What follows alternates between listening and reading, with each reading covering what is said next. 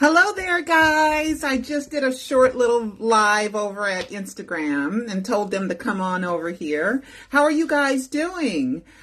We got a couple things that we got to go over. I'm going to be spilling some tea today on Liz Taylor. I'm going to be reading 10 to 12 pages of my script, The Price of Fame, right? I don't think I've ever read you guys these first 10 to 12 pages, right? And so I'm really, really looking forward to that.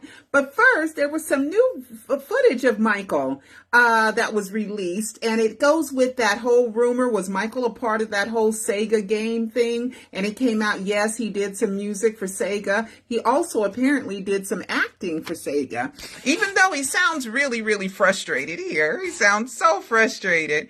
Okay, here we go. Like he had to do it too many times and he wasn't doing it right. You could hear it in his voice. Okay, here we go. Welcome everyone to Scramble Training. I am your flight officer commanding the A shuttle. I am Commander Jackson. By completing this training successfully, you will be qualified for the space pilot's license. Please hold firmly to the handles in front of you. AS1, commence loading sequence. If he wasn't mad, he sounds like he's mad because they keep making him do it over and over and over again. But you did an okay job, Michael. But you did, if you sound like that, you need to do it over. Right, until you got it right. I remember the scene in Janet's documentary that she did, and it was Jimmy Jam, and it was right when she was getting ready to do the, the first album, not Rhythm Nation, the album before that, Miss You Much? Well, the album with Miss You Much on it. And she just wasn't delivering the lyrics, the songs right, the lyrics right. She just wasn't. And they had to tell her, you ain't giving it your all, girl. She got mad. I'm out of here, Jimmy. I just can't do it anymore. I'm just out of here. But they got her back in there. And she learned how to deliver those lines properly, didn't she? Wow, Janet is such a great talent. Great talent. And so is Michael, and so are the Jacksons, and that's why I support them and I love them. I think it's Jermaine's birthday today. So happy birthday to Jermaine. He's got to be, what, 69 now? Or is Tito 69 or 68? They're up there, okay? Because Michael's 64, so we're getting up there. And I'm in my last 6 months of my 50s, so I'm 59 and a half years old. All right, so anyway, so we did that with Michael, and I think that was great. All right, let's see what I'm going to do. So let's now go to Liz Taylor letter. All right, there's a book that came out, okay? And here we go. Let me go here. And a book that came out about Liz Taylor. So, of course, if you talk about Liz Taylor, you have to talk about Michael Jackson, too, because they were buddies, right? Liz Taylor and Michael Jackson were close buddies, right? So here is from the Daily Mail, which is from the UK, and they did this article. And in this article, there's a lot of stuff I don't like in this article, though. Okay, so I'm going to be spilling some tea, okay? But anyway, so it's the Daily Mail, and it's high-pitched scream. Okay, Liz wrote Michael a letter. We're going to get to the letter in just a second. Okay, come on. And there's Michael and Liz. This is in 1997. Did you guys know that Prince, this day, was only 3 days old? This was filmed on the 17th, I believe, of February. It was filmed on the 16th of February. Prince was born 1997 on the 13th. So Prince was just 3 days old. Okay? And we're going to get to some stuff about that in just a second. 3 days old. And Michael was there the day before in rehearsals. So Prince was 2 days old. Okay? The day before, because you got to rehearse before you do a show, right? So then Michael and Liz, and I remember this outfit is when Michael went up to Toni Braxton looking all shy. There's a cute picture of Michael and Toni Braxton here. Liz was getting ready to have brain surgery because she supposedly had a brain tumor or something just weeks after this, after they did the Happy Birthday Liz ABC special. So it was a birthday for her 65th birthday in 1997. Liz died in March Was it March 11th? March 2011. 2 years, less than 2 years from Michael's death announcement. So this is the letter, and we're going to read this letter, okay? Now, this was written, it says, and this appears in this book. Where's the book? Where's the book? I want to give the author the book for getting the letter to us. Okay, her name is Kate Anderson, and this is the name of the book, Elizabeth Taylor, okay? The Grit Glamour of an Icon, Elizabeth Taylor, and that's a great picture of Elizabeth Taylor, and she's beautiful, and Liz Taylor was a kid star, you know? So I wanted to make sure that I gave the lady who released this letter the credit for it, okay? So anyway, so this was written after the death announcement because it tells me here, the book reveals a never before seen heart-wrenching letter to a grieving Taylor wrote, slow down, Pearl, slow down. The book reveals a never before seen heart-wrenching letter a grieving Taylor wrote to Jackson posthumously after his death in 2009. Okay. All right. The letter reads, "To my beloved Michael, I hope you remember how much I love you and miss you. You are in my thoughts and heart continuously. It is like a high-pitched scream is in my heart. I mourn you. I am in pain. When will I ever see you again? I love you too, much and always will. Yours, Elizabeth." Okay, so she's saying she mourns you. She says, when will I ever see you again? Okay, when will I ever see you again? Ambiguous, just a little ambiguous, right? I think this is what I'm getting from the letter is Michael at one point trusted Elizabeth and talked to her about a lot of stuff. And he might have told her about faking her death or alluded to it or talked about Elvis and his death hoax or something like that, to where I don't think she was sure that Michael was really dead, because she says, I mourn you, but when will I see you again? So those are very contradictory statements. Some people say, I'll see you again in heaven, right? That's something that she can say. But she says, when will I ever see you again? When will I ever see you again? Not, I will see you when I get there, right? When I get to heaven, I'm going to see you then. I'll see you soon when I'm there. No, when will I ever see you again is what she wrote here. So I'm thinking, she might have known that Michael was going to fake his death, but she wasn't sure if his death was real or not. And that might answer why she didn't attend the memorial on 7/7/2009, right at the Staples Center. She didn't go. She said, oh, my relationship with him was just too personal, so I didn't go.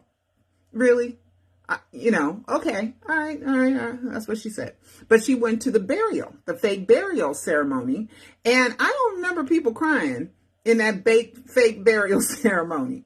Okay, I watch a lot of Forensic Files. I watch a lot of Dateline, right? Never have I heard alleged victim and alleged date in any verdict like we have in the Conrad Murray verdict. Michael Jackson, the Conrad Murray Penal Code section, found guilty, alleged victim, Michael Joseph Jackson. His name is Michael Joe Jackson, and California courts know that because of the 2005 trial. And you got to get their name right, okay?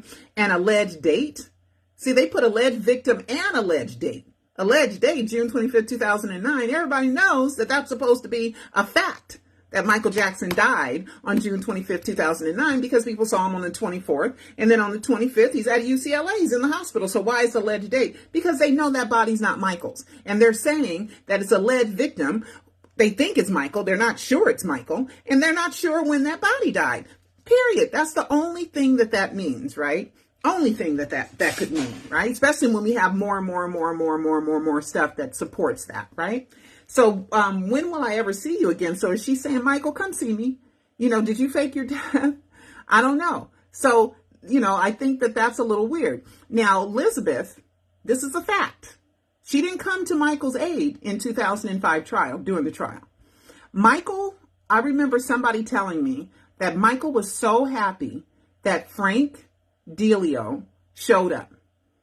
Okay? Frank Delio showed up for Michael. He said, out of all the managers that I've had, Frank, you're the only one that showed up for me.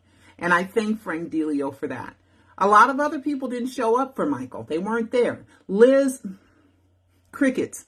I heard she changed her phone number on Michael during the trial because he wanted her to be there because she's supposed to be his buddy. She's supposed to be there to support him. Nothing. After the coast was clear and he got acquitted, then she go on Larry King Live and she talks about, I've never been so upset in my life. Yeah, but now that the coast is clear, you can say all that, but you didn't say all that before. You wasn't saying nothing, okay? Then she showed all her jewelry that Michael bought her, okay? All the jewelry. Whoopi Goldberg told a story about what Whoopi taught him. Let me see if I can find that. Okay. Because Whoopi Goldberg talks about Elizabeth. Let's see if we can find that, Taylor. Okay. And oh, that's way too long.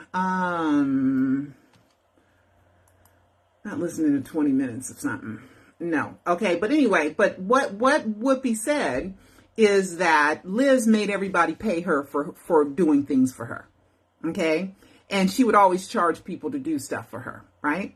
Now, Michael let her have her wedding at Neverland. I bet she didn't pay for a thing. He probably paid for everything she expected him to. Okay. Jewelry. Okay. Every time she went out and did something for him, he had to give her money and give her jewelry. Okay. I know under oath testimony, and I may have reported this once. I don't think I've reported it. During the Mark Schaffel, Debbie Rowe's ex-fiance, the gay porn producer, that Michael had to drop What More Can I Give song because it was affiliated with him and Michael said it didn't match. Okay. Who Debbie was going to marry and think she was going to adopt Paris and Prince. And it didn't work out because somebody looked at the will and trust and said, I don't think there's much here. Okay. Debbie Rowe later on camera talked about she sucks as a human being because, like I told you guys, she was addicting Michael Jackson to drugs on purpose. Okay. She testified to it. Okay. She was the drug runner. All right. So anybody who's sitting there going, yay, Debbie, no. Debbie's bad. Debbie did Michael a lot of harm. Okay. So, but let's get back to Liz Taylor, right? So, Liz Taylor, it was under oath testimony during the Mark Schaffel versus AEG live trial, which I attended. And anybody want to go look up the transcripts, please do. Okay. That's where I learned that BG was from Argentina because Mark Schaffel had something to do with it. Because Debbie Rowe had something to do with the two kids, and then Mark Schaffel, her buddy, the third kid. Okay, I'm just saying. And so Al Malnick, which was a friend of Michael's, rich guy, Al Malnick testified that Michael just showed up one day with blanket, just showed up. He didn't even know because Michael was staying with Al Malnick, right? Al Malnick testified that Michael had to borrow $1 million from her immediately. Okay, called Al, I need a favor, and panic. What? I need to borrow $1 million really fast. Why? Well, because Michael's special with all that unseen footage, you know, that Fox special that Michael did. And remember the elephant that Liz gave Michael? Remember that? The elephant, that whole scene when she shows up with the elephant and then Michael has this mosaic art of Liz Taylor that he gave to her. You know, that whole scene, you know. Liz, they needed Fox News Fox Movie Studio, okay, Fox TV. Before they aired it, they needed her to sign a release on that, okay, saying that they could use the footage. She wouldn't sign it till Michael bought her $1 million worth of jewelry. Just to let you know what kind of buddy she was. She wouldn't sign it until Michael bought her $1 million worth of jewelry. And Michael borrowed the $1 million from Al Malnick because Michael couldn't get his hands on $1 million fast enough. Just to let you know, this was under oath testimony. Okay, under oath testimony. Okay, so all this, people talk about what great friendship, blah, blah, blah. I'm just saying. This book right here, Remember the Time, by Teresa Gonzalez, who knew Michael way back when and was a part of their trip when Michael went to New York with LaToya to do the Wiz. She, the thing about her is that, let me show you some pictures that she has. Here she is. She's in the middle. She's in the middle right there. That's Teresa Gonzalez with all the brothers. And look at Michael right there. Michael's like, this is my girl. Okay. And she gave me this picture too. Okay. She also signed my book. This is her. She signed my book. She don't like me anymore, but we're going to talk about that in a second. You know, she don't like me. Okay. So, the haters, you can go recruit her if you want to. Okay. So her whole thing, okay, let me show you some more pictures that she has in her book of her and Michael. Okay. So they went on this, this trip to New York when Mike was doing the Wiz, and she met with them. And the reason why she stood out from the crowd of all the fans and fan letters, because she would send Michael letters a lot and she would number them. So when she numbered them, he knew how to read her letters in chronological order. So he knew what was going on. So she found a way to stand out from all the letters, and she was the chosen one that got to spend some time with Michael, which is really sweet and nice and wonderful and everything. Okay, so on page 65, she tells a story, right? Now, she did not believe. I interviewed Teresa somewhere. There's an interview that I did with her somewhere on my YouTube channel years in 2009. And her and I had lunch or dinner together once, and we talked and we were cool, and we walked over to Havenhurst and stuff, and she was spilling some tea that I did not believe, you know. I don't know if I'm gonna tell you that one. I've already told it once, but I don't want to stir up like bad feelings, okay, with her, because this is not a bash Teresa book report. I am not bashing Teresa Gonzalez. I am not. Okay. So if we go back here, we can see in one of these photos that Teresa Gonzalez was in the background. Okay. And it was at the birthday, okay, let me show you guys real quick. Okay. This right here is the elephant. So how much did Liz pay for the elephant? Not $1 million. Michael bought his own gift. Okay. Michael ended up paying her $1 million to use this footage, or the special wasn't going to air, and it was going to air in a day or two. Okay. So, and then there's the wedding, and I bet you Michael paid for it. Okay. Cause that's the kind of person Liz was. And here it is. This is her birthday party. This is her birthday party. Prince right now on the 3rd is nothing but 3 days old. Okay. I think that might be Teresa back there. Okay. I think that might be her. Okay. Maybe. I don't know. No, maybe that's not her. Maybe that's not her. I don't know. Where is this? The battling drug addiction. I don't know. Okay. But there's Macaulay, but I don't know if that's Teresa or not. I'm not sure. It could be her. Because she talks about, here we are, right here, okay? She talks about that birthday party, okay? And she writes Michael letters and tells him everything. She's really honest with Michael, okay? As far as these letters are concerned, these letters are typed. They're not written in her handwriting or anything. And so I guess when she wrote him a letter, she must have saved a copy, right? She must have saved a copy.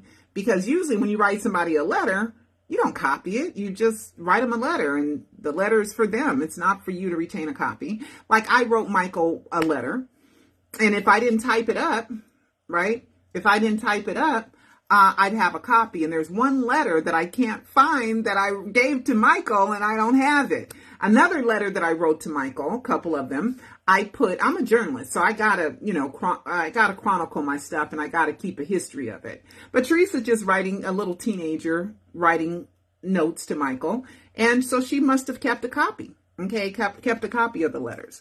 Okay, so this is in February. February 5th, February 15th and 16th. Yeah, the 15th and 16th, because it was filmed on the 16th and it aired like a week later, a week and a half, 2 weeks later, right? And she says, she's telling the story about what happened at the rehearsals. First, she says it was mid 1997. It wasn't mid, it was February, girl. Just take a minute to, double check your times, okay? She said she didn't like the way Michael looked. She says, I felt, what happened to Michael? I immediately left the venue. Okay, let's go back. In mid-1997, I was about to relinquish my position because once again, I wanted out of Los Angeles and was about to move to Phoenix to start my own company. Once I heard we would be working on a Liz Taylor special, I knew, and she put NEW instead of KNEW. I make mistakes too, girl. I got them too. I knew without a doubt you were going to be there. So would I. It was the Liz Taylor birthday celebration and ABC special. Okay, the first day you arrived, your security made such a big deal, no one could get to you. But well, after seeing you that first day, Michael, this is the day before, okay? Prince is 2 days old. Okay, 2 days old. Okay. Michael, I am sorry. Oh, okay. The first day you arrived, your security made such a big deal, no one could get to you. But well, after seeing you the first day, Michael, I am sorry. I was truly taken aback. I was upset at your physical appearance. How shallow did that make me? I felt, what happened to my Michael? I immediately left the venue. I am going to go on the line here and tell you, I barely did any work whenever I was backstage anyway, especially when I went to Aruba for the Sinbad specials. We wish Sinbad the best. A couple years ago, he had a stroke, the comedian Sinbad, and he's supposed to be getting better. So prayers to you, Sinbad. All right. Okay. I'm changing the subject again, she says. I cried all the way home after I saw you. I remember thinking as well as telling my friends, quote, if I feel this badly, how must his mother feel, unquote. Your eyes were so sunken in. Frankly, Michael, you reminded me of death of a corpse. Ooh, that's brutally honest. God dang. I have always been honest with you, so no need to stop now. Later that night, I realized my shallowness as well as my old feelings flooding my heart. I will see you tomorrow. So tomorrow's the 16th. So this is the 15th, the day before the special. Okay, February. Okay, this is the second letter. That was this one. I didn't read the whole thing, but I'm going to read this one, part of this one.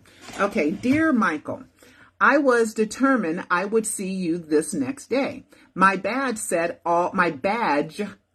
all access. So damn it, I'm going to see you. But wow, prior to seeing you though, I was sitting in the audience. Nancy, whoever that is, was doing all the work as I watched the rehearsals. I guess her co-worker was doing all the work. I just happened to be sitting behind Liz Taylor's people.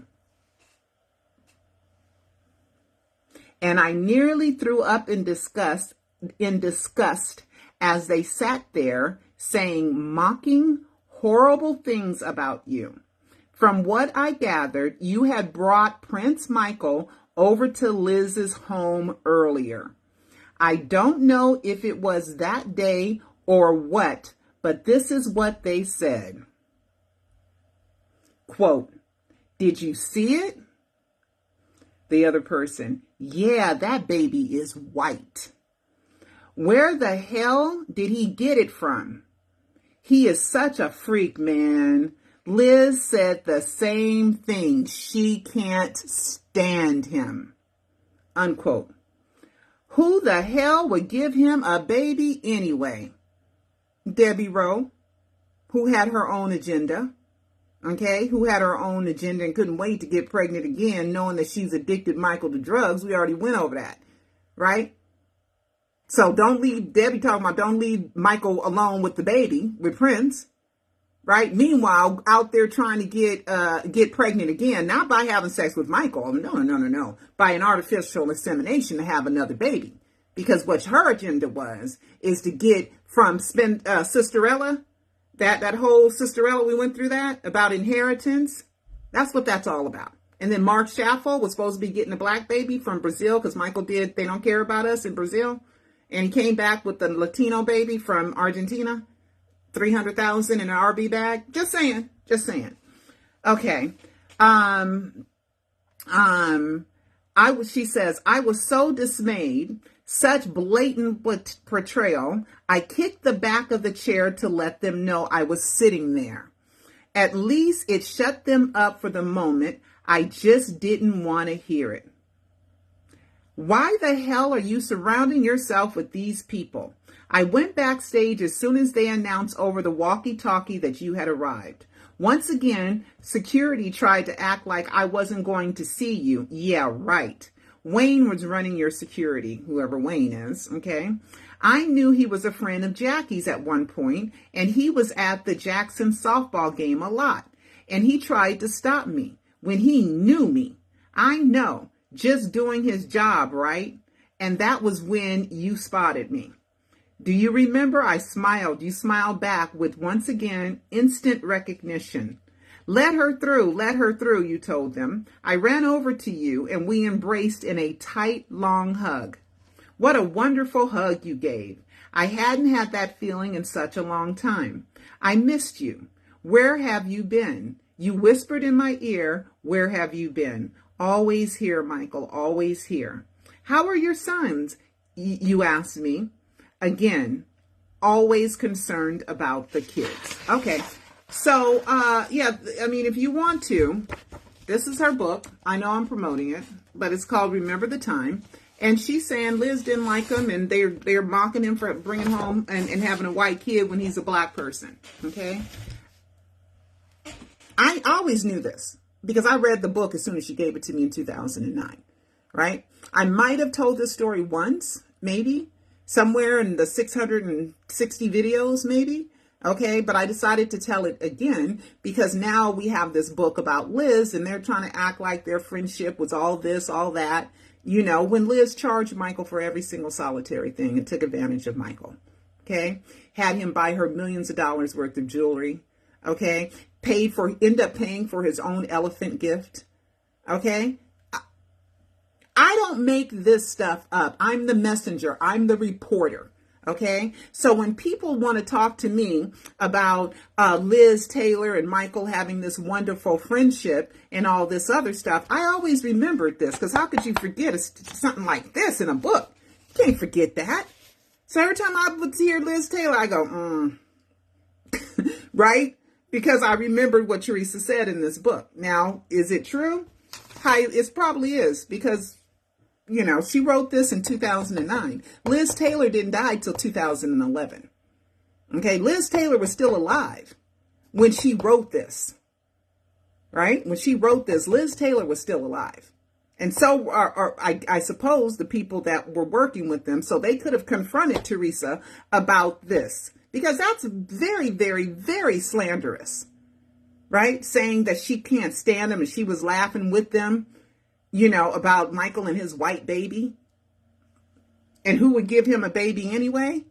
Okay, so anyway, in this article, they also talk about Michael has some bad people in his life, seriously. Seriously, and I can see why Michael faked his death. I can see, because who could he turn to trust? Who could he turn? Where could he go? He wanted to escape it all. My God. You know, Michael talks about just people not being right and being hurt and being harmed, you know, by people, you know, and a lot of it came from jealousy or whatever, you know, and little did Liz and her people know that Debbie's the one that said I'm pregnant. Michael probably didn't know what that baby was going to look like. So what's he supposed to do? Now that she done gave birth to the baby and said, here's your son, here's your baby. What's he supposed to do? Go, oh, he's white. I don't want him. What's he supposed to do? And then meanwhile, she's trying to get pregnant again, knowing he's not in any shape to be a father because she addicted him to drugs. I'm telling you, Michael went through some hell. Michael went through hell. This is some cruel, cruel stuff. Okay? Just saying. Okay. So anyway, there's something in this article that says that Michael was, I don't think Teresa would be bold enough to make that up about Liz Taylor when Liz Taylor was still alive. I'm just saying. I'm just saying. All right. So in this article, some maid is supposed to be saying that Michael had left a syringe in the bathroom. Like he was shooting up, like he's some junkie with the little rubber coat cord and looking for a vein and trying to, Michael was way too sophisticated for that.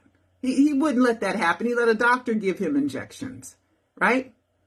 Right? And you could pop a pill. And Michael never, ever wanted to be a drug addict. That's why I cried in court when I heard Debbie Rowe testifying about how her, Hoffman, and Klein purposely addicted Michael to drugs. And I'm so glad that I've been vindicated when she was on the TMZ special, Who Killed Michael Jackson. She was referring to Michael when she said, I'm a horrible human being and I did things that I'm ashamed of and got people addicted to drugs. She's talking about Michael because it's a Michael special. Then later on, she said probably threatened TMZ or whatever. I don't know. And then they had to put she wasn't referring to Michael. Yes, she was. Of course she was. Because she had admitted it in the Catherine versus AEG live trial that I had reported on, because after she did that, I went and I tweeted her. How could you? She comes back with something, bitch.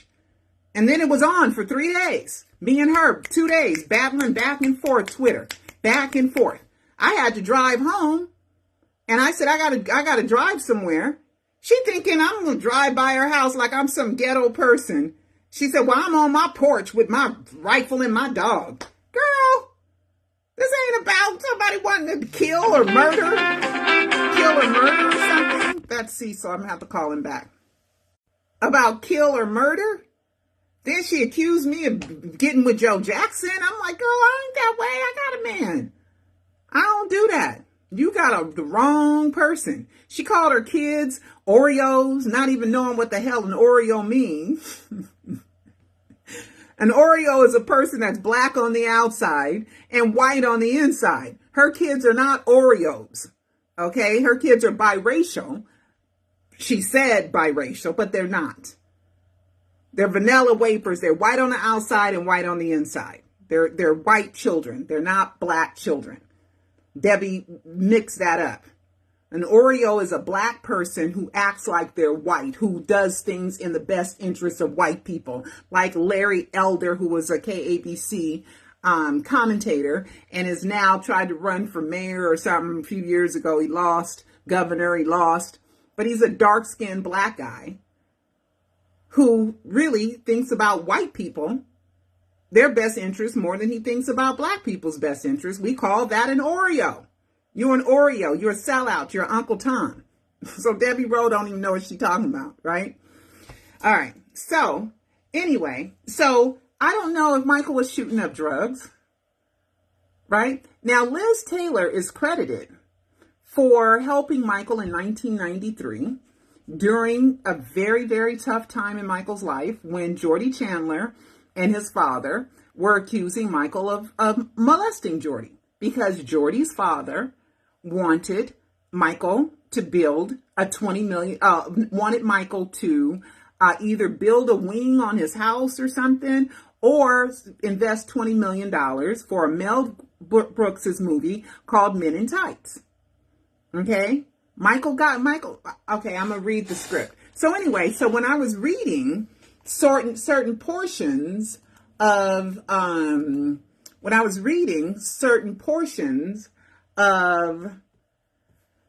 let me get to here, reading certain portions of that article, right? And it reminded me of my script, A Prisoner of Fame. Okay, so then I decided, oh my God, let me revisit A Prisoner of Fame, right? Let's see.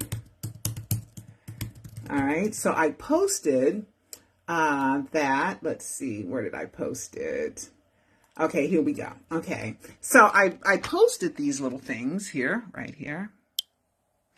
And this article said Taylor even staged an intervention in 1993 to help Jackson beat his drug demons, meeting him off stage at a performance in Mexico City and using a decoy to smuggle him away. With his career in grave peril, Taylor flew to Mexico to whisk him away to get treatment for his painkiller addiction. I had heard the story a little different. I didn't know that Liz went to Mexico, but I think that wherever he was going, UK or wherever he was going, to a treatment facility, she was there. But I don't know. I wasn't there. But either way, she was a part of that whole thing. And then Michael went on TV and said, I have an addiction to pain medications and I didn't do it. And I need my day in court and blah, blah, blah. Right? Michael's public service announcement, where he was addressing that he was going to a facility, right? That he, because Debbie Rowe addicted him to drugs. This is some cold-blooded stuff, okay?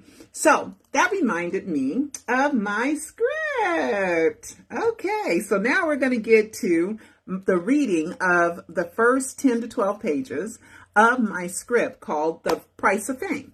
And let me give you a little background. I decided that I was going to write a script, and I started writing it the week that my mother had passed away. So it was sometime at the end of August, maybe even on Michael's birthday. August 29th is when I started writing this, because my mother passed away August 25th, 2015. And I know that my mother, I'm so sad, I'm distraught, I can't get out of bed, I'm just, and my mother kept gnawing, get your butt up, get your butt up. You get up, you dust yourself off, and you shake yourself off, and you keep on stepping. So then I didn't know what to do with myself and my time, so I decided to start writing, and I took off like 3 weeks from work, I think. And of course, I orchestrated, her memorial, which was at our house, and the cremation and all that stuff. And, I saw my mother die, she was in the hospital, and we had to unplug her and take her off of life support.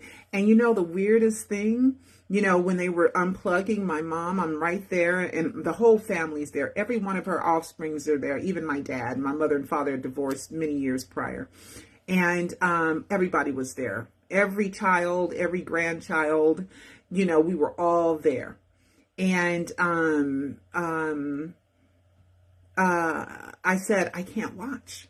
I said, I can't watch them unplug her, because I didn't want to see her gag, or, how does that work? When they unplug you, right? Because you're on life support. Well, how does that work? And she died of pneumonia, by the way. And they had a nationwide shortage of medications for elderly people with pneumonia. She was 81 years old. And so I was like, oh, I can't watch. So I turned my head when they unplugged her. And we're all holding hands. We had a clergy there. And all of a sudden, she talked to me. And she said to me, Michael Pearl ain't, she said, little Pearl, Michael ain't up here. Michael ain't here. And Peter Michael Bobby, who's Michael, okay, was so kind. He called me a lot during that time. And he was very comforting. And I thank him for that. Just like when Papa Joe passed, we spent time together after the memorial. And the only reason why I was there, was because he wanted me there. Why else would I be there? Okay? I'm the death hoax lady, right? Among the whole family. Only Jermaine and Paris weren't there, but everybody else was there. Everybody else was there. Stevie Wonder was there. Berry Gordy was there. Susan DePass was there. Giovanni was there. Of course, LaToya. Jeffrey was there. Shauna Mangotal was there. All the siblings. Do I have to name them? Do I have to name them? Randy, Marlon, Jermaine, LaToya, Rebe, Janet, and Issa. They were there, Janet and Issa. I think Teddy, Jimmy Jam and Teddy Riley were there, I think. DJ Quick was there. and a lot of other people. But Jackie, of course, Jackie was there. Deals, Taj, Terrell, TJ, their kids, Omar, BG, Prince, Stefania, Yoshi. Let's see. I can't name everybody, but they were all there, all except for Jermaine and Paris. That's an easier list. That's an easier list. So that's why, and I was there. So death is unfortunate, but it's a lot easier to take if they've lived a full long life. It's a lot easier if you're like 80 or over. It's a little easier to take because it was a full life. Life expectancy is in the 70s. Okay. So anyway, so I decided to start writing this script. And a lot can be added to this script, but this is pretty much the skeleton of the script. And I'm going to read it to you guys. You ready? You ready? Okay, here we go. Okay, so this is another draft that I had finished in January 26, 2016, written by me. It's based on true facts, okay? Based on true facts. Okay, and here I have a disclaimer.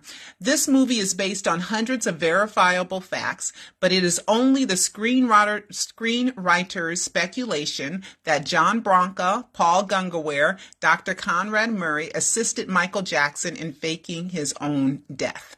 Okay, because the reason why I put Paul Gungaware is helpful, because he was there when the Elvis death announcement happened with the Colonel.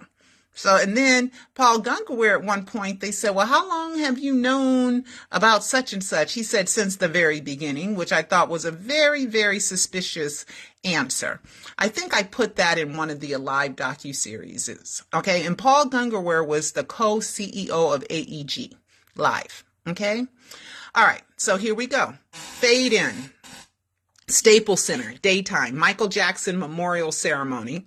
5 brothers are carrying in a casket, looking very sad, to the stage. Then they take their seats. Cut to center stage. 11-year-old Paris Jackson is giving a speech with all the Jackson family members surrounding her lovingly. And then I show a picture of the video. I put the link in there. Paris crying without tears.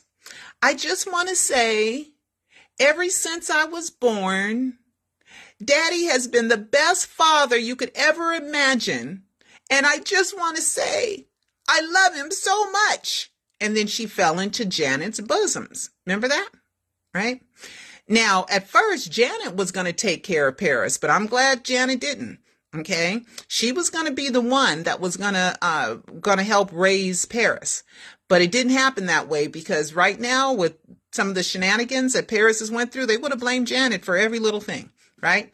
But Janet didn't. And I didn't think it was a good match. Somebody asked me my opinion, and I said, I don't think it's a good idea. I don't know if it didn't happen. I don't know if it was because of me. I'm not going to say that, but you know. So anyway, cut to. Crowd is gone and ceremony is over, but casket remains with 2 security guards standing near the casket. 2 more security guards walk up to them, hand them paperwork, and all of them pick up the casket and carry it off to an awaiting SWAT police van. They open the doors and put in the casket. While the 2 men are up front, one driving, the other 2 men are in the back of the van with the casket. One tries to sneakingly open it. Security guard number 1, whispery, man, it's nailed shut. Security guard number 2, that's why it's a closed casket ceremony, dummy. Security number 1, it's kind of light. Doesn't feel like there's a body in it. Well, Mike was skinny. Security guard, Where are we taking it? Back to Forest Lawn? The other security guard, no, we're taking it to the coroner's office. The other security guard, looking at clipboard notes. We have to check it in under the name of Carlton Austin Guy. Oh, hold on.